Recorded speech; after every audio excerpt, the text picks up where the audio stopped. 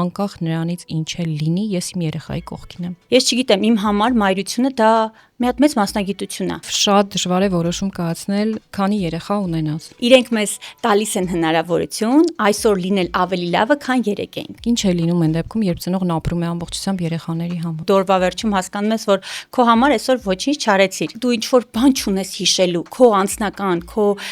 երջանկության համար։ Հենց երեխան լռեց, ասելու բան ունի, սենց գալիս է, բայց լռեց, այդ նշանակում է լիքը բան կորել է։ Իմ տղան կարա անverջ ինձ պատմի իր կոմիքսներից։ Ինձ հետաքրքիր չէ այդ ամեն ինչը, բայց ես ուշադիր լսում եմ, որ վաղը ուրիշ ավելի լուրջ թեմա է ինքը ինձ պատմի ու վստահ լինի, որ մաման լսեց։ Ինչա կորցրել Աննան,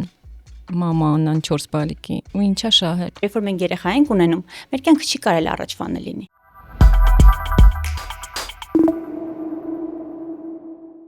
Աննա ջան, ողջույն։ Ողջույն Աննա ջան։ Իմ հյուրն է այսօր մամա բլոգեր, ինֆլուենսեր եւ ինչպես ինքն է իրեն կոչել ու ինչպես մենք բոլորս ենք իրեն ճանաչում, պարզապես մամա։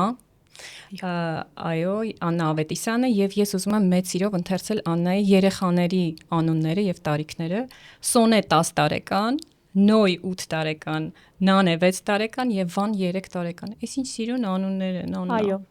Ես հիացած եմ իրանց անուններով, իդեպ Սոնեի անունը քեզ պատմեցի առանձին, ուզում եմ այսպես էլ պատմել, որ ոչ թե մենք Սոնա անունն ենք ձևափոխել, այսպես մոդեռն դարձրել, ինչպես շատերն են իրեն հանդիպելիս ասում, իսկ ինքը շատ է նեղվում դրանից, այլ հենց Սոնե ենք դրել, դա իր պապիկի, տատիկի անունն է, հին անուն է։ Իսկական հին հայկական անուն, որը ես լսեցի հղի էի, ասացի չէ, երբ ծնվի ինքը Սոնե է լինելու։ Ու արդեն մնացածը հայկական շարք։ Այո։ Շատ լավ է, շատ դուրս եկա, որ նայում էի, կարդում էի, երբ լրացրել էի այդ իմ փոքրիկ հարցումը, որ ասի ես իրան պիտի հատուկ ուշադրություն դարձնեմ։ Իմ ժամանակ այդ սխալը արեցի ես, այտենց ինչ-որ Եվրոպոյի անուններ դրեցի, իրական ուզում էի երկու անուն կնքել, այն ժամանակ թույլ չտվեցին, այդպես մնացին իրենց եվրոպական, Եվրոպոյի անունով, բայց հետո կնքեցինք հայկական անուններով, հիմա որոշել են, որ անձնագրում պիտի փոխեն երկու անուն ունենան։ Շատ լավ։ Ես չեմ սիրում մարդկանց անունները կրճատել, որքան էլ երկար անուններ լինի, ես տենց ամբողջությամբ ասում եմ ու ուզում եմ իրանց անուններն այնպեսին լինեն, որ չկրճատեն, սենց կարճ անուններ ասեն ու տենց ամբողջ կյանքի համար կպնի իրանց այդ անունները ու այսպես ստացվեց կարճ սիրուն հայկական անուններ։ Անտի շատ լավ է։ Այո, շատ։ Աննա ջան, որպես 4 երեխաների մամա, ես հիմնական զրույցը վարելու եմ այն ճշմարտության շուրջ, որ 4 երեխաների մայր լինելը ինչ է տալիս ու ինչ է վերցնում, ինչ է խլում ու ինչ է պարգևում։ Ու շատ կուզեմ այստեղ լինեք մաքսիմալ անկեղծ, որովհետև մեզ լսողները եւ երիտասարդ ծնողներ են, ովքեր մեկ բալիկ ունեն եւ դեռ նոր են պլանավորում եւ բազմազավակ մայրեր ու հայրեր են։ Ուզում եմ ամեն մեկին ցույց տանք մյուս կողմը, որ իրենք ավելի հեշտ որոշում կայացնեն, որովհետև շատ դժվար է որոշում կայացնել, քանի երեխա ունենաս։ Ըստ որում երիտասարդ տարիքում դա մի դժվարություն է, մեծանում ես գլխիդ ես տալիս, անխուսափելիորեն թե ինչի չունեցա, ոնց որ ես օրինակ ու շատերին գիտեմ այդպես։ Ինչի շատ չունեցա, հա, հիմա ձեր դեպքում այն իդեալական տարբերակն է, երկու տղա, երկու աղջիկ, որ յուրաքանչյուրն ունի մի քույր, մի եղբայր, ես որ փոքր էի, այդպես շատ էի ուզում, բայց ու առաջին հենց թեման, որ կուզեմ որ քննարկենք, այդ իրականությունն է, ինչ կա ձեր կյանքում, ձեր իրականության մեջ 4 երեխայով։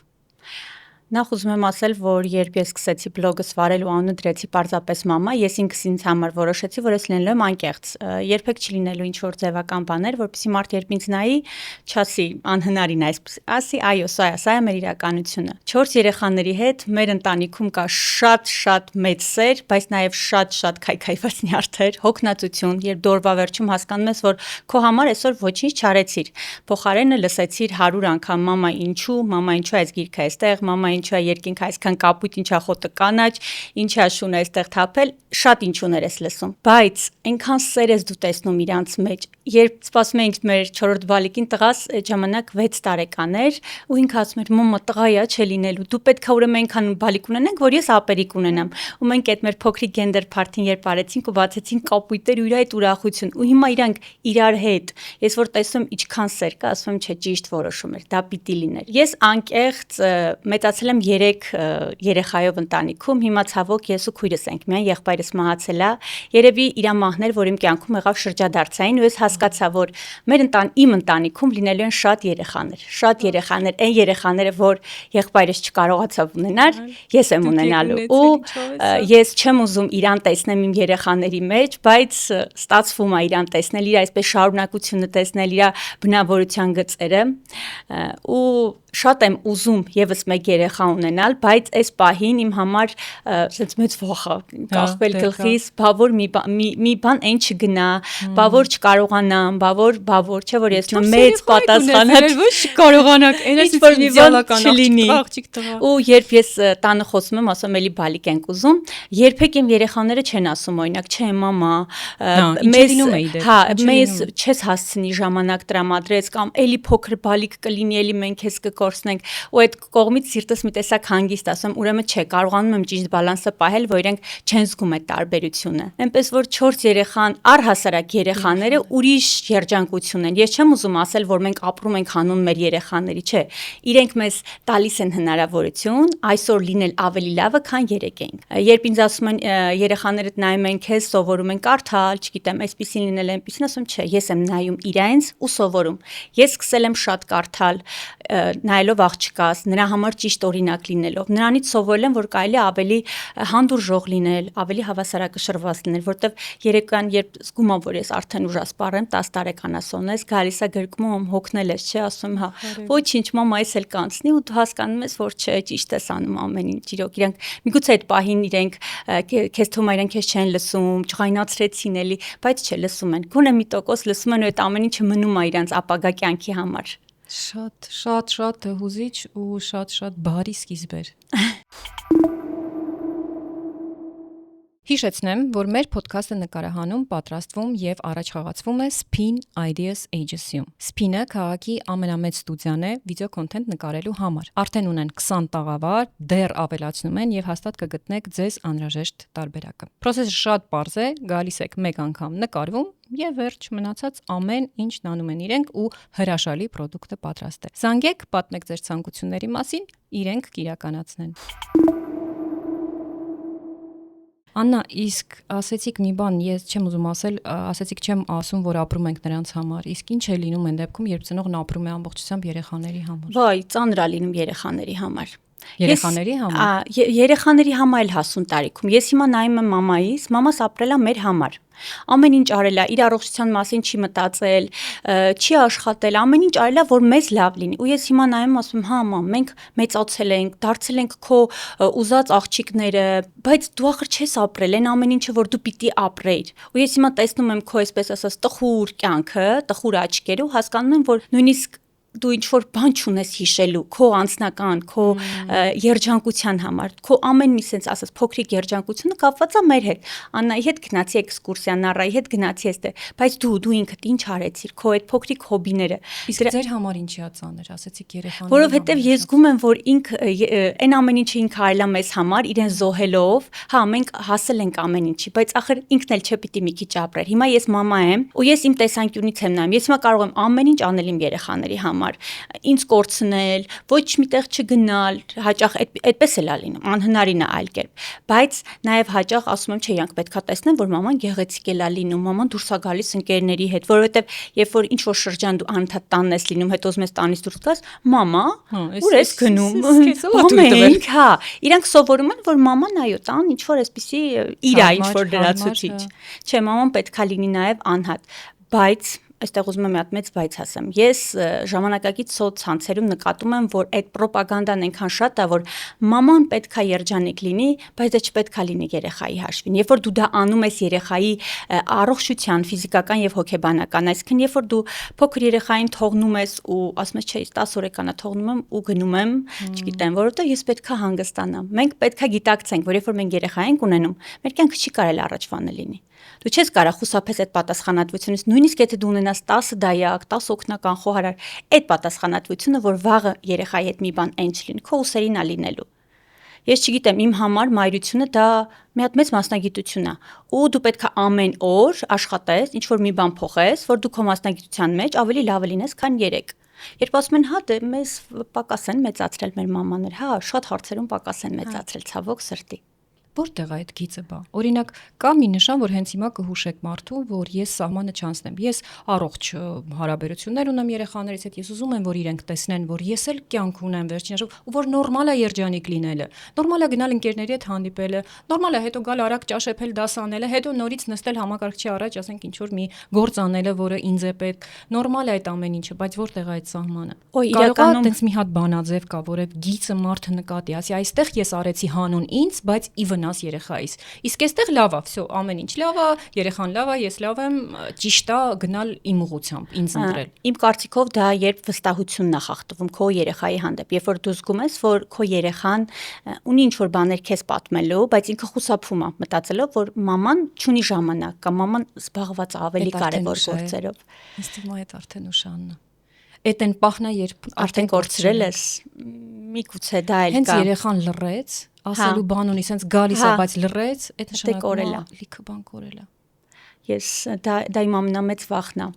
երբ ես մտածում եմ, որ հատկապես մեծ աղջիկս կունենա խնդիրներ ու ինքը ինձ չի պատմի։ Ինքը կփորձի։ Ինչ է կարծում, կպատմի թե չէ, էլի ճիշտ ասել։ Միջև հիմա դեռ չենք ունեցել ինչ որ հարց, որ ինքը ինձ վախենա ասի։ Այս վերջերս ներկեցինք իր մասերը, դե նոր սենց այսպեսի տրենդ է, չէ։ Իրականում ես ցույց տվեցի իրեն, քանի որ ինքը չունի սոցցանցերում, այսպես բալիկներ այսպես բաներ են անում, բան։ Մամ, իսկ դու կթողես ես ներկեմ, ասի ուզում ես, ասեց հա, ասի դա լավ, տակը մի քիչ ներկենք, եթե կհավանես նոր ու ներկեցինք ու իր ուրախությունը։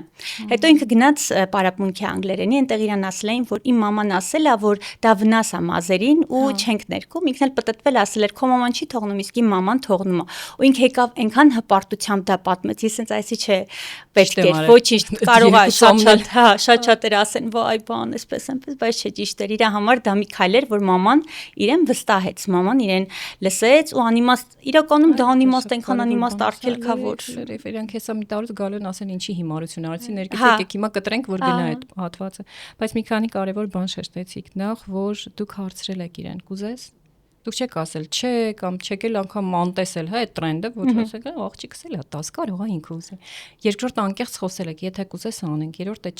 չեք ասել, այդտեղ էլ այդ բանը վստահությունը ձևավորվում է, էլի, որ մաման մի հատ բոբո չի, որը ամեն ինչի վրա իմաստ կա, չկա, պետք չի արգելքներ ա դնում ու հետո չի գա հարաբերությունները այդ թակարդի մեջ, ու այսինքն ես հիմա որ մի բան ունեմ մամայիս ասելու, քանի որ գիտեմ որ մեկը արգելել է, ես ուղղակի չեմ ասի։ Ես կլռեմ, ես կթաքցնեմ, ես կկոծկեմ։ Ու տղաների հետ դա ավելի բարդ է, որովհետև չգիտեմ ում մոտ ոնց, բայց իմ տղայի հետ ինքը այսպես չարություն անելու ցանկություն է ունենում միշտ, ինչ որ այսպես փոքրիկ չարություն անի, էլի։ Ու երբեք չի խաբում, օրինակ դպրոցում անընդհատ նոյի մաման, գա դպրոց նոյի մաման, ինչ որ չարաճճիություններ անում, այնքան անիմաստ չարաճճիություններ անում, ինքը չի սիրում կանոններին ենթարկվել։ Եթե սա պետք է, հա, նորմալ է, ախր այդ տարիքում դա է նորմալը։ Ու ես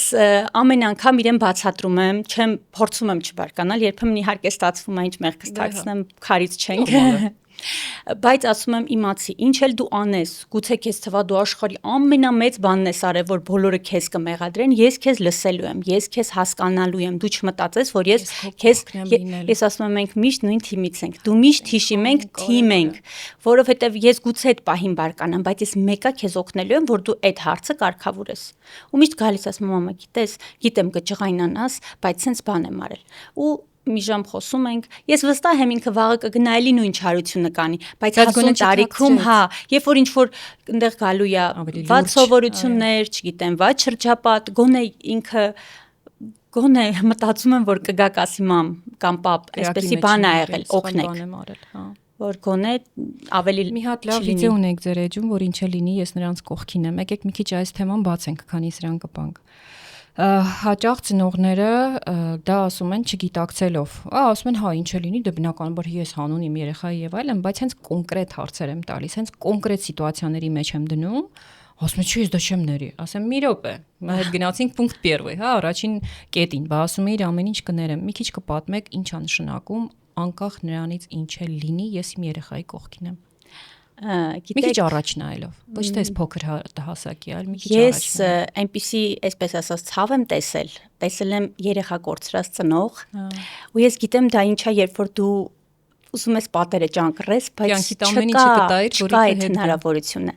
Դրա համար ես իրանց ամեն ինչ կներեմ, ես իրանց նույնիսկ եթե իրանք ամենամեծ մեղքը գործած լինեն, ես իրանց կողքին եմ լինելու։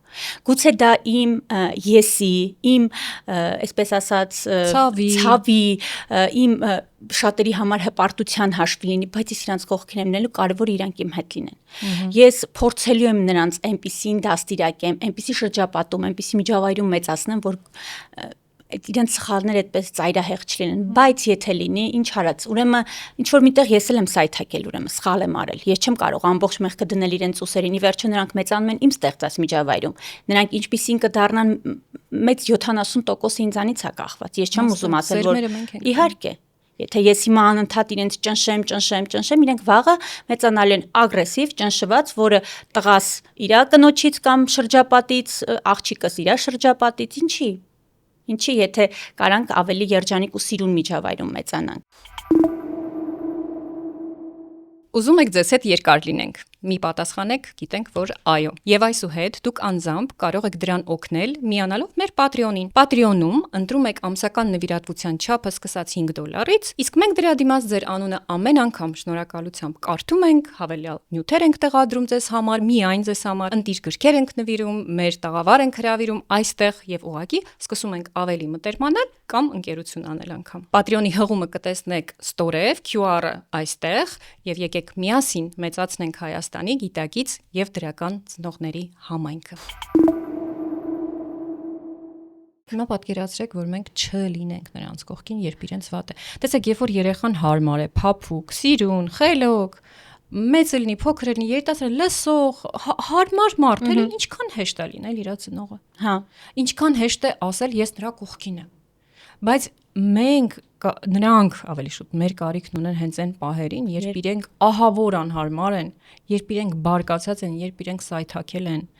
երբ իրենք մենակ են իրենց զգում, իրենք ամենաշատը են, երբ իրենք զայրացած են աշխարհի վրա, ագրեսիվ են, էական չի, ինչ են արել ու ինչից են դրդված դա արել, բայց ով լինի նրանց կողքին։ Իհարկե։ Մենակ թողնենք։ Անկախ ամեն ինչից, ինչ էլ լինի, հա, այստեղ խոսել եմ մեկ անգամ էլ ասեմ, մի ծնողի հարցրեցի, ասեցի, իսկ ո՞րն է այդ սահմանը, ասեց, եթե հանկարծ մի օր գա ասի, որ ինքը համասեռամ կամ նույնասեռական, հիմա այդպես են ասում, այսինքն, եթե դեռահասդ կամ մի օր կանգնի ասի, ինչ ես անելու, ասեց իրերը կտամ, ձեռքը տնից կանեմ, այլևս չեմ բարևի։ Ես նստած մտածում, բարդագույն թեմա է, ես չեմ խոսում, հա, թեմայի բարդության մասին ու երևի թե իրոք այն ամենատուպիկային իրավիճակն է, բայց անգամ այդ վիճակում ես հասկացա իմ մտքում, որ ես չեմ կարող հրաժարվել։ Իհարկե, չէ որ իր համար կրկնակի դժվար է լինելու։ Սովորական, այսպես ասած, մարդուն է դժվար մեր հասարակության մեջ ապրել, գոյատևել, ուր մնաց մի քիչ ուրիշ մարդուն։ Իհարկե շատ վատ, շատ դժվար կլինի ընդունել։ Գուցե չընդունես, գուցե ներքուս դու պայքար ես, ասես ես չեմ ընդունում, բայց ես քո կողքն եմ, ես քեզ օգնելու եմ, աջակցելու եմ, որ դու փորձես ապրել քո կյանքը։ Դա քո ընտրությունն է։ Լքի, ինչ էլ դու անես, հա, այս կյանքում ինչ դժվարություն էլ, հա, ինչ հիմարություն անես, ինչ սխալներ գործես։ Իհարկե։ Ես քեզ չեմ թողնի մենակ, ոչ մեկ ինչ չի ու ոչինչ չի կարող ինձ ստիպել։ Քո վրա խաչ քաշել, ոնց որ հայերն են ասում, հա, քեզ լքել, քեզ թողնել մենակ։ Վերջերս մի քիչ բարդ է, բայց չգիտեմ, ելով ենք մենք որպես ծնող, եթե պիտի ընտրենք։ Եթե դու լավն ես, դու իմն ես, լավը չես հաջող։ Ահա։ Օրինակ իմ աղջիկը Նանեն, ինքը իմ երեխաները այդպիսին էլ հարմար չեն, այսպես ասած, բայց Նանեն շատ անհարմար երեխա է, շատ։ Ինքը գիտի իրան ինչա պետք, ու ինքը ասում է, ինքը երբեք չի սպասում, որ դու իր համար ինչ-որ մի բան անես, ինչը իրան պետք է։ Ինքը ասում է, այս վերջերս իմ բլոգում էլ պատմեցի, մեծ աղջիկս տանն էր մնացել, ամուսինս ծաղիկներ բերեց ինձ ու իրան, ինքը տանը չէր, ասես Նանե ինչ եմ բերել, թող տանը լինի, նոր կբերեմ, որ տեսնի ուրախանա, ինքը եկավ, լսեց այդ վարկածը, այսպես ասած, ու սպասեց մի երկու օր, տեսավ, չէ, papan ինչ որ չի բերում այս ծաղիկները։ Արցնացավ առավոտյան մի երկու օր հետո, papa, այսօր երբ գազ ինձ Պարից վերցնելու, քարսիթիս վրա տեսնեմ ծաղիկ, մեջն էլ նամակ։ Ասում տեսնում ես։ Ինչ հավես է, բայց ինչ հեշտ է։ Դուք ասում եք բարդ է, բայց այնքան հեշտ է։ Չէ, հիմա մեր համար է գուցե դժվար իրան հարմարվել է իրա, բայց հասուն տարիքում իր համար հեշտ է, դե ինքը գիտի իրան ինչա պետք։ Նախ գիտի ինչա պետք, երբ պարզ ասում։ Այո, չի սպասում որ papa, որ կռահեք, տոհատակերում կամ տրամադրության ունքի բարձրությունից, այո, ինչ որ sense ֆլուիդներով, չէ։ Ես հիմա 40 եմ լինում շուտով, նոր սովորել եմ իմ 10 տարվա ամուսնուն ասել, ես ինչ եմ ուզում։ Ու չնեղվել, որ ինքը դա չի հասկանում։ Մենք ենք ճիշտ թե նանեն։ Իհարկե նանեն։ Ասում այնքան բան կա իրանցից սովորելու իրականում։ Ինչպես եք դուք եւ ձեր ամուսինը կիսում ձեր ուշադրությունը ժամանակ։ Այ ամենասկզբում որ պատմեցիք, ասիք հիմա եթե 5-րդին էլ ունենամ, հաստատ իրանք չեն վախենա թե ոնց են ինձ կիսելու։ Այ ոնց եք հիմա դուք կիսվում նրանց մեջ։ Չէ՞ որ իրենք տարբեր են։ Իհարկե, շատ տարբեր են։ Դա չեմ էլ արսում, հաստատ գիտեմ որ տարբեր են։ Ոնց եք կիսում ժամանակն ու ուշադրությունը։ Ինչ ձևեր կան։ Ամուսնուս ասել եմ, որ իրան մասին ոչինչ չեմ ասելու, իրան չեմ գովելու, բայց ինքը երևի իմ ճանաչած այն հայրերից է, ով ուղակի հայր չի, հավասար ծնող է, երբեք չի եղել ես գիշերը արթնանամ ու ինքը քնի, ես օրինակ գրկի երեխայի, կրծքի երեխայի հետ ես ժամերով տանջում ու ինքը ասի երեխային վերցրու գնա սենյակից, ես քնում եմ, ես առավոտյան գործ եմ։ Իհարկե 70%-ը ես եմ անում, քանի որ ինքը աշխատում է, ի վերջո պետք է աշխատի, բայց ինքը լսում է, երբ մեքենայով գնում է երեխաներին դպրոցից վերցնելու, այդ 15 րոպեն իրենց արագ խոսելու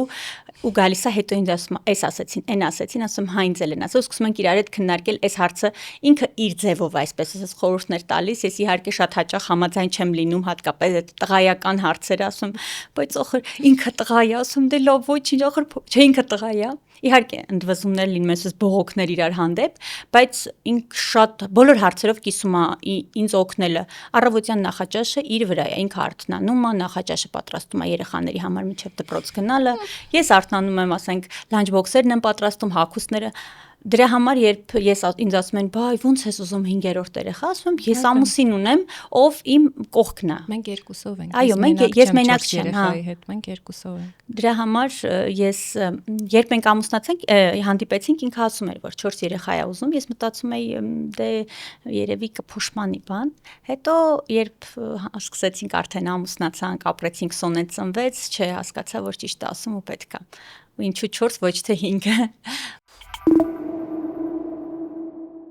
Երբ դիմել հոգեբանի։ Եթե զգում եք տրամադրության կտրուկ փոփոխություններ, հուզական եք ու լարված, անհասկանալի անհանգստության զգացումներ եք ունենում, չկա որևէ բան անելու մոտիվացիա ու ցանկություն, չեք սիրում կամ ընդունում ձեզ, կամ եթե ձեր գործընկերների, կնոջ, ամուսնու, ծնողների, երեխաների հետ հարաբերությունները հարթ չեն, ապա գտեք ձեր հոգեբանին եւ դիմեք օգնության։ Հոգեբանը հենց այն մասնագետն է, ով տարիներով սովորել է լսել, չքննադատել, օգնել, ուղղորդել։ Libra հոգեբանական աջակցության կենտրոնի մասնագետներին կարող եք ծանոթանալ librasai.am կայքում։ Նրանք պրոֆեսիոնալներ են, ովքեր ամեն օր օգնում են ձեզ պես մարդկանց լինել հոգեպես ավելի առողջ։ Կոնտակտները էկրանին։ Ինչ է պետք երեխեքին ուշադրության համար։ Օրինակ, երբ է բալիկը զգում, երեխան զգում, որ դուք բավարար ուշադրություն իրեն օրվա մեջ դարձրեցիք։ Չէ՞ որ չեք կա 24 Չէ, հնարավոր չի։ Օրինակ ես իրանց ասում եմ, որ հիմա մաման պետք է հանգստանա, խնդրում եմ 10 րոպե մի ասեք մամա, իհարկե փոքրիկին դժվար է դա բացատրել, ինքը էլի գալիս է, բայց մեծերը արդեն հասկանում են։ Սոնեն օրինակ ասում է մաման սենյակում պարկած է, թողեք թող 10 րոպե հանգստանա, հոգնել է։ Իրանք հասկանում են, որ ստացել են բավարար ուշադրություն, երբ դու իրենց լսում ես։ Երբ օրվա վերջում իրենք ինչ-որ հարց են տալի կամ ասում են մամ, այս ինչ բան, ասում հա, ես հիշում եմ, դու ինձ պատմեցիր ու թելը այսպես ասած թելում եմ, ասում կամ հաջորդ օրը հարցնում եմ, բա ինչ եղավ, դու ընկերուդ հետ վիճել էիր, այսօր ստացվեց, խոսեցիք, կամ այն տղան, որ քեզ այսպեսի բաներ ասել, նո, ինչ եղավ, այսօր խաղացիք երի հետ։ Ինքը հասկանում է, որ չէ, մաման ինչքան էլ այդ բանից զբաղված էր, ասենք, չգիտեմ, կաղամներ կտրտում, բայց մեկը ինքը ինձ լսեց։ Իմ տղան կարա անverջ ինձ պատմի կոմիքսներ է կարդում տարբեր տեսակի, Sonic, չգիտեմ, Spider-Man բան, ու գալիս է մամա էսի, մամա, հետո ինձ հարցնում է, հիշում ես այն հերոս, ու հələ փորձվի ասած, որ չես հիշում։ Ասում հա իհարկե հիշում եմ։ Ինձ հետաքրքիր չէ դա ամեն ինչը, բայց ես ուշադիր լսում եմ, որ վաղը ուրիշ ավելի լուրջ թեմա էլ ինքը ինձ պատմի ու վստահ լինի, որ մաման լսեց։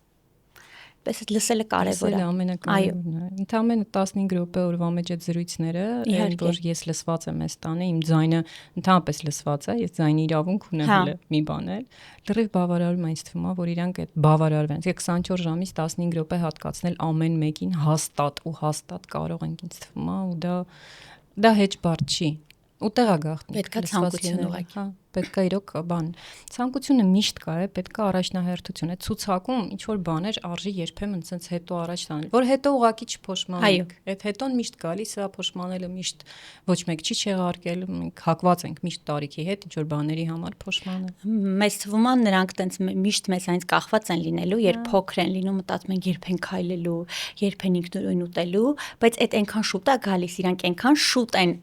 այսպես ասած, կտրվում մեզանից, որ դու հիմա իմ աղջիկը 10 տարեկան է, ես ինքս եմ ամեն ինչ անում, որ ինքը ինձանից հանկարծ չկտրվի, մեր այդ կապը չկտրվի, որ հանկարծ չկորի։ Իհարկե, ես կարևորը չզղջանք, որ այդ ընթացքում կտրված էր։ Մեր հետ չէր, մեր կողքը չէր, տատիկի տան էր, դահակի մոտ էր, մանկապարտեզում էր, SRN էր, դա ես էլ երիտասարդ էի, խառն էի, վсё пределах, գործեր եւ այլն,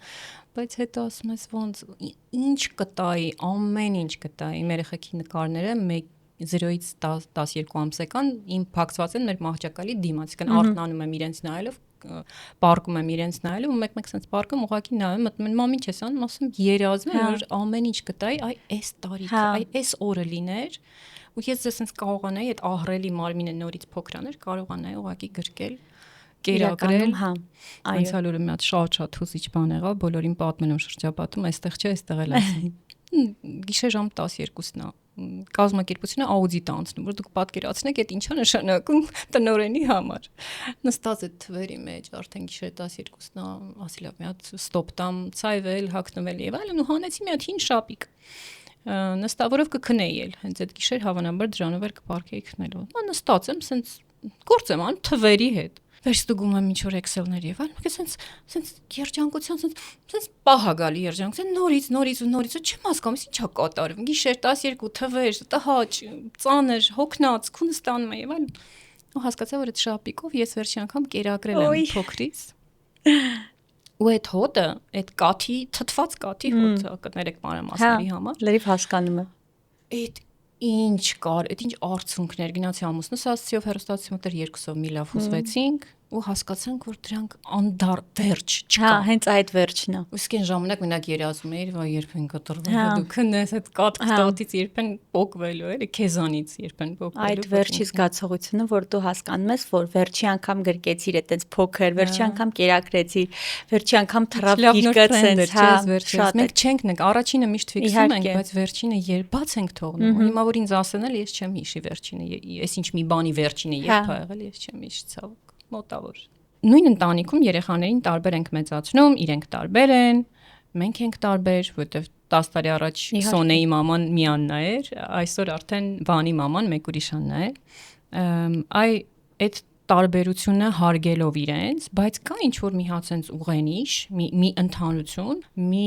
մեսեջ, մի հաղորդագրություն, որ մենք տալիս ենք կամ դուք տալիս եք երեխեքին անպայման, որտեվ դա այն առանցքն է, որի շուրջ իրենք պիտի ձևավորվեն որպես անձ։ Ամենակարևորը ես իրենց միշտ ասում եմ, որ դուք իմ համար հավասար եք, դուք իմ 4 մատերն եք, որն էլ վնաս լինի, նույն ցավն եմ զգալու։ Բայց նայեք, մեկը բոյով է, մեկը կարճ է, մեկը հաստ է։ Դրա համար ամեն մեկիդ հետ վերաբերմունքը տարբեր է լինում։ Երբեք չմտածեք, որ ես Վանին օրինակ գրկեցի, թրցրեցի օդ, Սոնե քեզ չարեցի, քեզ պակաս եմ սիրում, չէ, քո հետ էլ կարող եմ 1 ժամ գնամ դրսում նստեմ, խոսեմ, քեզ լսեմ, որովհետև դա է քեզ պետք։ Ու հիշեք, որ մամայի, պապայի համար դուք հավասար եք, անկախ նրանից ինչ կլինի, ում հետ ինչ կխոսենք, ինչ կլսեք, ինչ կլինի աշխարհը կքանդվի, դուք մեր համար հավասար եք։ Ու մենք այս 6-ս մի ընտանիք ենք։ Այստեղից դուրս դուք ավելի հարազատ մարդ չեք գտնելու։ Ինչ էլ լինի, ինչ ընկերներ էլ ունենաք, պետքա դուք ընդունեք ու երևի մի օր կհասկանան, որ ամենահարազատ ձեր թիմը այս ընտանիքն է ու դուք այստեղ ապահով եք, ինչ էլ լինի։ Ու այո, Սոնեի մաման 10 տարի առաջ մի ցնորված կին էր ու հիմա Վանի մաման, ես իմ բլոգում էլ եմ խոսել, որ 4-րդ երեխայի հետ ես դարձա ուրիշ մարդ, լրիվ ուրիշ մամ, ավելի հանգիստ, ավելի խաղաղ։ Երբ Սոնեն ծնվեց, դե նոր ես ամուսնացել, երեխա է, պետքա ունենաս։ Հետո Նոյը ծնվեց, այսպես, դե հիմա մեկը ունեցլես, երկրորդն էլ պետք է ունենաս։ Նոնեն լրիվ չպլանավորած, այսպես ասած, երեխա էր հանկարծ չլսի, բայց ոչ չսպասված իհարկե։ Բայց Վանին մենք մտածել ենք, արդյոք մենք ֆինանսապես, ֆիզիկապես, հոգեպես պատրաստ ենք ու ունեցել ենք Վանին։ Ու այդ Սկիզբը ես մենակ էի իր հետ տանը, երեխաները դպրոց մանկապարտեզ, ես վայելում էի, երբ ինքին վրա պարկած էր, երբ ես կերակրում էի, երբ շնչում էի այդ օդը, անշտապ, ոչ մի բան չունեի ապացուցել, իսկ Սոնեի հետ ես ինքս ինձ էի ուզում ապացուցել, որ ես լավ մամա եմ, ես իդեալական եմ, ինքը ես հիշում եմ ժամը 8-ից մտնում էի սենյակ, տառապում էի, որ ինքը պետքա քնի, բայց ում էիր տանջում, քեզ, երեխային, ինչի, իսկ Վանի հետ ես էս լրիվ թուլացել էի, ու ինքն էլ էր հանգիստ, իսկ Սոնեն չէ, որտեղ մաման էր լարված, մաման էր սենց վազում ինչ-որ բան ապացուցելու։ Ախր ես հիմա դուք պատմում եք, որ ես լինեմ։ Հիմա երիտասարդ մամա, հենց հիմա մեզ լսում է կամ հեսա պիտի ունենա բալիկին։ Ոնց անենք, որ իրենք հենց սկզբից այդ սխալները չանեն, որ մենք ենք անում։ Պիտի անեն։ Բոլորս է պետք է անենք, իհարկե, նույնն էլ մեր երեխաները, որքան էլ մենք փորձենք իրենց հետ պահել սխալներից, իրանք պետք է անեն այդ սխալները ու սովորեն իրենց սխալների վրա։ Ցավոք սրտի, ես չեմ հավատում, որ տես, ես քո ժամանակ այս սխալը դու հիմա մի արա, որ ասում եմ, խնդրում եմ, էլի թողեք ես իմ սխալներով մարտարում։ Այսօր այդպես կռվում են երկու քուրիկ իրար հետ, ասում դե հերիքային չեք ուզում իրենց, դու քուրիկդ իրար հետ չեք կռվել, մամա ասում դե կռվել ենք, բայց դուք գոնե մի կռվեք, մտածնում ես։ Հասարակ բան է, բայց հետո էլ այդպես պետք է անեն սխալները։ Ասիկ որ այս 6-ս ենք ու այս 6-իս, այս 6-ս չենք, ունենք հարազատներ, ընկերներ, բարեկամներ, բայց ավելի մտերիմ քան այս 6-ը, մարդ չեք գտնի այս աշխարհում։ Շատ սիրուներ։ Իսկ այ խոսեցիք նաև ձեր ու քույրիկի կռիվներից, կա մի բան ընտանիքին եթե գնանք, ձեր ընտանիքին, ձեր հայրական տանը, որ մի արժեք, մի սկզբունք, մի մոտեցում էս կյանքի, որ բերել եք ընդեղից ու անպայման ուզում եք փոխանցեք երեխեքին։ Ու փոխանցում եք։ Իրար այդ տան հասկացությունը։ Օրինակ, պապաս էլ էր աշխատում, դե մամաս, բայց այդ տունը, որ դու քո տան ես, պես սենց խաղաղ այդ երեկոն սենց մենք նոր տարվան ամեն այդ 12-ին մենք մեր ընտանիքում էինք ու երբ 12-ը խփում էր, պապաս մեզ բոլորից հերթով պատճում էր, վերջում էր մամայիս ու այսպես իմ հիշողության մեջ դա մնացել է, ինչ որ սենց ավանդույթ լինի, որ այդ 12-ին մենք պետքա ու ես մեծ եմ արդեն քառոս, բայց ես ուզում եմ այդ 12-ին իմ տանը լինեմ, իմ ընտանիքի հետ, որ այդ ընտանիքի զգացողությունը զգամ։ Ես կուզեմ իրանք էլ երբ մեծանան գնան այս կողմ են կողմ, բայց հիշեմ, որ այնտեղ կա մի տուն, որտեղ իրանք սպասելու է։ Ինչ որ մեկը, մամա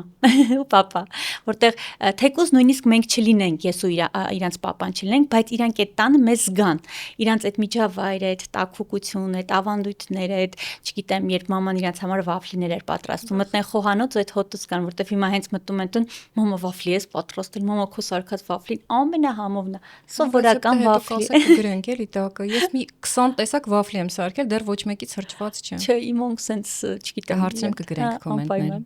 Աննա ջան, որ որոշեցիք բլոգ վարել, նախ ինչու, ու երկրորդ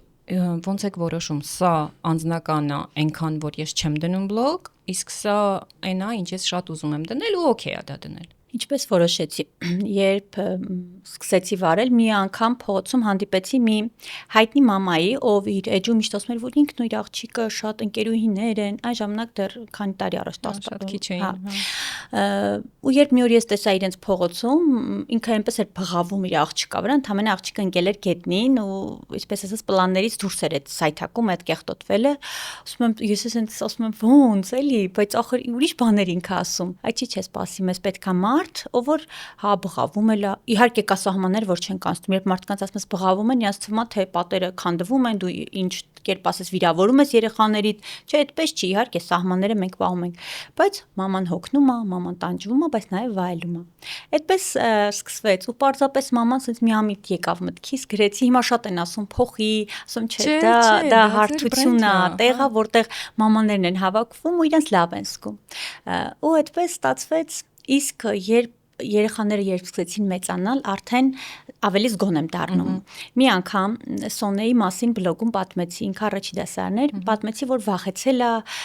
այսպես ինչ անեմ ոնց, լսել էր իր դասընկերը նախորդ դպրոցից, մայրիկի հետ լսել էր ու հաջորդ օրը գնացել էր իրեն դպրոցում ասել էր դու վախկոտ ես այսպես ու ինքը շատ վիրավորված եկավ մամա, դու ինչի ես պատմել իմ մասին, ու ես ինչ ես անում դու Աննա, կա սահման որ հիմա այդպես նկարելուց հետո շատ է լինում որ նենց cute պահ, ասենց իր հետո նայում ասում չէ, բայց Սոնեն արդեն մեծ է, մի քիչ պետք չի։ Հիմնականում երեխաների հետ կապված ավելի զգոն եմ լինում, բայց տենց շատ անձնական բաներով չեմ կիսվում, ինչ որ, չգիտեմ, սկեսուր, սկեսրայր, ինչ որ տենց բան։ Հիմնականում ինչ որ վերաբերվում է ծնողավարմանը, ինչը որ օգուտ կտա։ Չեմ սիրում ինչ որ այսպես գլուխ գովալ, տեսեք, Շատ հեշտ բանաձև է, օգուտ կտա թե չէ, ասածս։ Դիմացին հիմա ինչ որ story նկարել, ասում լավ, այս որ նայեց այս մարդը, ինչ հասկացա, ուղղակի ուզում եմ որ նայի ու ինչ որ մի բան վերցնի։ Այդ է կարևորը։ Ինչ որ reel նկարելուց, որ օգուտ լինի։ Իհարկե լինում են տեն ժամանցային reel-եր բնականաբար, բայց հիմնական մեսեջը որ օգուտ լինի, ինքը նայի, մաման բացի նայի, տեսնի որ ինչ որ մի բան անան ու այնքան սիրուն ֆիդբեքեր եմ ստանում, այնքան սիրուն, այնքան կանայք են ինձ գրում, Աննա, գիտես քեզ նայելով երեխա եմ պլանավորել, Աննա, գիտեք հղի եմ, Աննա, գիտեք, ասում լավ, անծանոթ մարդ, sense ինքը իր ամեն այդ տաքուկ նորությունը ինձ ա վստահում։ Ուրեմն ճիշտ էր այս ամեն ինչ, էլի ճիշտ ուղով ենք գնում։ Ընդհանրապես ինչը անկեղծ է միշտ ճիշտ։ Աննա, ինչը անկեղծ է, միշտ պարգևատրվում է վերջում, իրոք։ Ուղղակի մեր մոտ այս բլոգոսֆերայում պետքա դիտումներ ունենաս շատ, չգիտեմ, գովազդներ ունենաս, որ քեզ ընդունեն։ Եկավ ու ապացուցեց, որ դա ընդհանրապես է։ Ես այնքան եմ վայելում այս ամեն ինչը, ու իմ համար այս վերջերս լսեցի, որ երբ մարդուն ասում են դու մամա բլոգեր ես, չէ, ես մամա բլոգեր չեմ, չէ, ես հարթակն է, որտեղից կարող ես մամա բլոգեր եմ։ Ես սկսել եմ իմ բլոգը որպես հենց ոչ թե բլոգեր, ով էլ նաև մամա է, այլ հենց մամա բլոգեր։ Իմ բլոգի 98%-ը մամայության ու ծնողավարման է վերաբերվում ու ես հպարտ եմ, որ ես կարողացել եմ բարձրաձայնել եմ։ Երբ ես խոսում եի քարսիթերից, ոչ մեկ չէր խոսում քարսիթերից։ Երբ ես խոսում եի, որ երեխաներին պետքա հարգել, չծեծել կամ չգիտեմ ինչ, էլի ոչ մեկ չէր խոսում։ Հիմա դարձել է տրենդային, ոնց որ քարսիթերը, բոլորը սկսել են խոսել։ Բայց միևնույն է մենք տեսնում ենք հենց երեխաներ, որ հենց առաջին նստարանին առանց ոչ մի բանի։ Որն է օրվա մեջ միայն Աննայի 10 րոպեն։ Առավոտյան, երբ բոլորը տանից գնում են։ Ժամը 9-ին, հասեք ոնց է գետ հավեսով դուրը փակում, չէ՞, սենց պապայի հետ։ Այո, գնում են։ Այդ ընթացքում ամուսինս էլ Վահագն էլ տանը չի լինում, մինչև գնում է գայս, ինքը տանից է աշխատում, իր գնում է մինչև իր սենյակ գնալ։ Այդ ընթացքում ես հասցնում եմ միայնակ, այսպես լռության մեջ։ Հիմա իհարկե շունիկ ունենք, շունիկի է դրսում բակում նստել ու սուրճ վայելել, ու այսպես վայելել ու էներգիա հավաքել, որ դիմանամ։ Հա, կարևորը ունեք այդ 10 րոպեն, կարևորը գտել եք այն տեղը, որտեղ այդ էներգիան հավաքվում է, որտեղ մենք սովորաբար օրվա մեջ તો ոչ էլ հիշում ենք այդ 10 րոպեի մասին։ Եթե առավոտյան չնստեմ այդ 10 րոպեն, ու կարևոր չի որ ես ամբողջ օրը ինչ որ գործ եմ անում, նույնիսկ եթե գործել չեմ անում, գուցե նստած եմ, բայց այդ իմ 10 րոպեն չի։ Ես ինչ որ անիմաց բաներով եմ զբաղված մտածում, բայց այդ առավոտյանը ես ուղղակի չեմ մտածում ոչ մի բանի մասին, շնչում եմ ու վայելում եմ, որ չէ։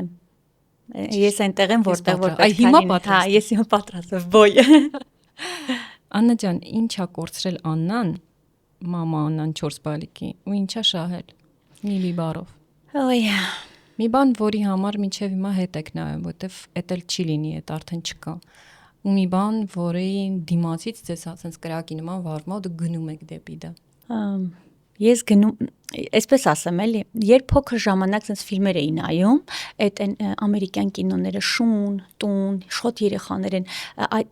մենակ տանը ֆիլմ են, որ հավաքվում են տունածա։ Դա sense այսպես երազանք էր, որ ես էլ այդպիսի տուն ունենամ։ Հիմա այդ ամեն ինչը մենք այսպես ասած ունենք մեր հնարավորությունների սահմանում ու ես վայելում եմ այդ, բայց ինչ եմ կորցրել եմ այն համարցակ Աննային։ Ես համարցակ այսպես սպորտի, սպորտաձևերի, արարքների սիրահար էի, որ գնամ օթապարիկով թռնեմ, սար բարձրանամ։ Իսկ հիմա ուզում եմ գնամ այն պարանով, որ ցածկում են, ասում եմ, բա որ հանկարծ մեջքից մի բան լինի ու ես լավ, լուրջ բան չի եղել, հանկարծ մի 10 օր պար, ինչ ա լինելու։ Ու դու այդ զգացողությունը քեզ երբեք չի լքում, ինչ որ մի համարցակ բան անելուց ես անընդհատ ասում եմ, բա որ դու պատասխանատվություն ունես։ Այդ համարցակությունն եմ կորցրել երևի։ Կարոտում եք։ Հա, երբեմն այո, երբեմն գուցե ավելի համարցակ լինեի, ավելի ուրիշ ձև լիներ ամեն ինչ, բայց երբ դիմացը նայում եմ ու տեսնում եմ, որ լինելու է ավելի սիրուն կյանք, ավելի լավ ու պայծառ երեխաների հետ, ասում եմ, չէ, դե ոչինչ, մի քիչ էլ թող վախկոտ մամա լինեմ ես։ Այդ մամայական հետաքրքիր բնազդ է։ Ընկերուհի ունեմ, ասում էր, ես գիտեմ, ամեն անգամ իմանում եմ, որ հղի եմ, եթե ինչ որ մի պարանից էր ցատկում կամուրջներից, ասում եմ, եթե ինչ որ մի բան գնում եմ, կանգնում եմ ու չի գնում, ասում եմ, հա, կաչկա, նորից հղի եմ։ Ու ասում եմ, իրոք այդ բնազդը աշխատում է։ Ես մեքենա վարել եմ շատ երիտասարդ տարիքից, երբ Երևանում երևի մի 3 հոգով էինք ընդհանրապես կին վարորդ։ Ու վարում ես դե որ կարծես կատու ես եւ մի 7 կյանք ունես։ Ծնվեց առաջին երեխաս, ասենց արդեն հավաք, ու երեխաները մեջը չեն, ես մենակ եմ։ Ավելի հավաք, ավելի սուսպան, երկրորդը ծնվեց, հա, սկսեցի ասենց 30-ի տակ շելվան ամուսինս ասաց, որ երրորդը ծնվի դու հեծանիվի երևի անցնես, որտեղ դա այդ մայրական բնազն է, որը շատ բնությունից է, հապես անգիտակցական է, շատ հետաքրքիր բան է։ Հա, համարձականն է։ Այո։ Ինչ խորհուրդ կտայեք այն Աննային, այն համարձականներին, ով առաջնեկին ունեցավ, այս Աննայի դիրքից, ով արդեն 4-ին ունի։ Կասեի դադար տուր, մի հատ նստիր, հանգստացիր, ամեն ինչ լավ է լինելու, մեծանալու է, քնելու է, կարողանալու ես կերակրես, ուղղակի հանգստացի, մի հատ խորը շնչի, մի փորձի ոչ մեկին ոչինչ ապացուցել, որովհետև ոչ մեկ քո փոխարեն չի ապրելու այդ կյանքը, ոչ մեկ չի գնահատելու նույնիսկ այդ քո այդ ջանքերը ցույց տալու, որ դու իդեալական ես։ Չի կառուցելու։ Այո, չկա այդ լավ մամայի, ես միշտ ասում եմ, չկա լավ մամայի այդ մրցանակը, որ բերելու են ձեզ տան։ Դադար տուր, քո համար վայելիր քո երեխային, որովհետև դու հիշելու ես ու կարոտելու ես, ափսոսելու ես լիքը հարցեր, որ մի քիչ նեղվեցիր, ձայնդ բարձրացրեցիր, չգիտեմ, այսա չարեցիր, նա չարեցիր,